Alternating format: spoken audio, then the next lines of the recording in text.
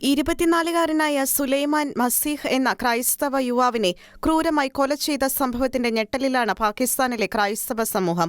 പാകിസ്ഥാനിലെ ക്രൈസ്തവരും മറ്റു മതന്യൂനപക്ഷങ്ങളും നേരിടുന്ന കൊടും ക്രൂരതകൾ പൊതുസമൂഹത്തിന് മുൻപിൽ വീണ്ടും ഉയർത്തിക്കാട്ടുന്നതാണ് സുലൈമാൻ മസീഹിന്റെ കൊലപാതകം.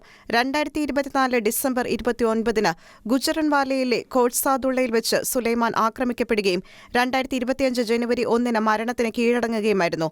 പൊന്തിഫിക്കൽ സന്നദ്ധ സംഘടനയായ എയ്ഡ് ടു ദ ചർച്ച് നേടിന് പാക് വൈദികനായ ഫാദർ ലാസർ അസ്ലം OFM നൽകിയ വിവരമനുസരിച്ച് സുലൈമാൻ മസീഹ് വളരെ കഠിനാധ്വാനിയും നിശ്ചയദാർഢ്യവുമുള്ള ക്രൈസ്തവ വിശ്വാസിയായ ഒരു ചെറുപ്പക്കാരനായിരുന്നു.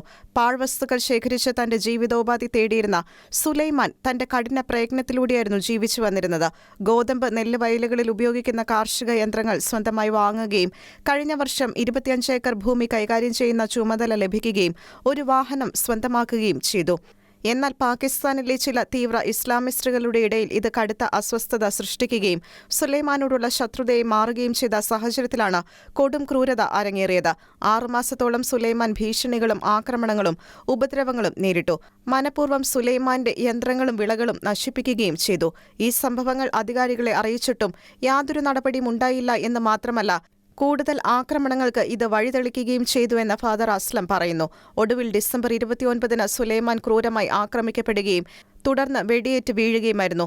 ആക്രമണത്തിൽ സുലൈമാന്റെ വൃക്ക ഗുരുതരമായ തകരാറിലായി.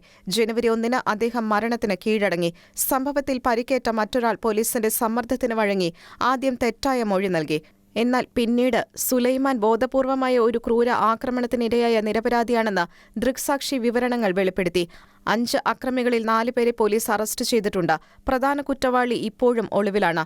ഈ കൊലപാതകം പാകിസ്ഥാനിൽ ക്രൈസ്തവരും മറ്റു ന്യൂനപക്ഷങ്ങളും നേരിടുന്ന വെല്ലുവിളികളെക്കുറിച്ചും നിയമത്തിന് കീഴിൽ നീതിയും സമത്വവും ശക്തിപ്പെടുത്തേണ്ടതിന്റെ പ്രാധാന്യത്തെക്കുറിച്ചും ഓർമ്മപ്പെടുത്തുന്ന സംഭവമായി അന്താരാഷ്ട്ര ശ്രദ്ധ നേടുകയാണ്. International desk, Shekinah news.